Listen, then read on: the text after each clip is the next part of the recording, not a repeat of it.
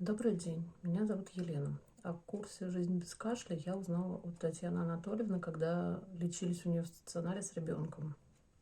Также следила за страницей Татьяны Анатольевны в Инстаграме. Пришла на курс из-за ребенка, у него бронхиальная астма, очень часто болеет. На курсе мы научились выводить мокроту, правильно использовать лекарственные средства.